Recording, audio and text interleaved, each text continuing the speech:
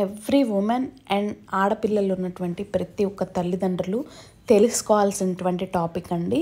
ఈరోజు గూగుల్ చేస్తే ప్రతి ఒక్క ఇన్ఫర్మేషన్ అనేది మనకి వితిన్ సెకండ్స్లో తెలిసిపోతుంది. అలా అని కొంతమంది అర్థం చేసుకోలేని వాళ్ళు ఉంటారు కదా, వాళ్ళ కోసం ఈ వీడియో అండి. మొదటిగా అసలు హెచ్పివి ఇన్ఫెక్షన్ అంటే ఏంటి? హెచ్పివి అంటే హ్యూమన్ ప్యాపిలోమా వైరస్. ఇది ఒక టైప్ ఆఫ్ ఇన్ఫెక్షన్. ఇది ఒక టైప్ ఆఫ్ క్యాన్సర్ని కాజ్ చేయడానికి మూల కారణం అవుతుంది, ముఖ్యంగా స్త్రీల్లో వచ్చేటువంటి సర్వైకల్ క్యాన్సర్. నెక్స్ట్ మనం తెలుసుకోవాల్సిన విషయం, హౌ డస్ హెచ్పివి ఎఫెక్ట్స్ అస్? మనకి ఎలా ఎఫెక్ట్ చేస్తుంది? హెచ్పివి వైరస్ కనుక అటాక్ అయితే స్త్రీలలో సర్వైకల్ క్యాన్సర్ వచ్చేటువంటి అవకాశం ఉంటుంది. అలాగే మెయిల్స్లో యానల్ క్యాన్సర్ వంటివి వచ్చేటువంటి అవకాశం ఉంటుంది.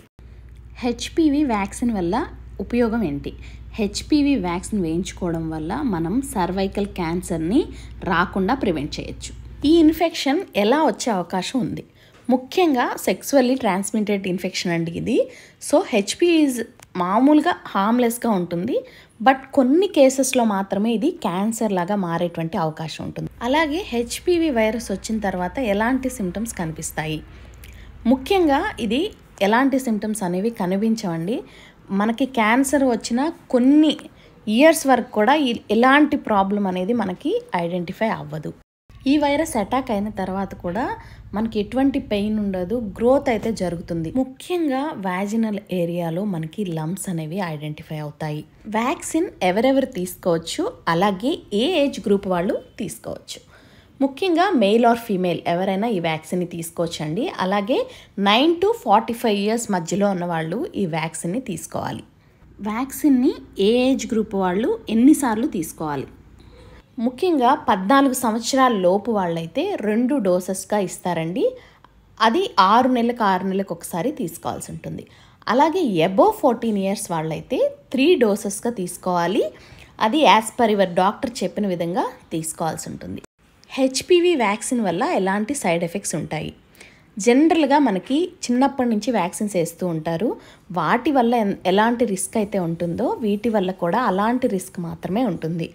జనరల్గా ఇంజెక్షన్ వేసిన ఏరియా పైన పెయిన్ రావడం అలాంటివి మాత్రమే ఉంటాయి.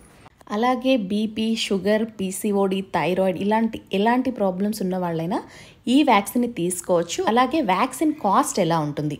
వ్యాక్సిన్ కాస్ట్ అనేది డిఫరెంట్ ఏరియాస్లో వ్యారీ అవుతుందండి. అలాగే బ్రాండ్స్ని బట్టి కూడా వ్యారీ అవుతుంది. ఇందులో ముఖ్యంగా HPV-4 అండ్ HPV-9 అని 2 టైప్స్ ఆఫ్ వ్యాక్సిన్స్ ఉన్నాయి. మోస్ట్ ఆఫ్ ది కేసెస్ మీరు HPV-9ని ప్రిఫర్ చేయండి, ఎందుకంటే 9 టైప్స్ ఆఫ్ ఇన్ఫెక్షన్స్ నుంచి మనల్ని కాపాడుతుంది.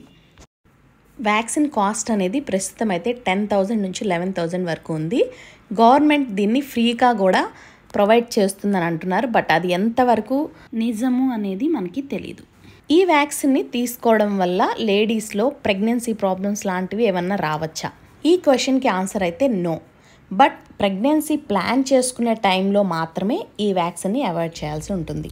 ఈ ఇన్ఫర్మేషన్ మీకు యూజ్ అయిందని అనుకుంటున్నాను. అలాగే యూజ్ అనిపిస్తే షేర్ చేయండి. Thank you so much.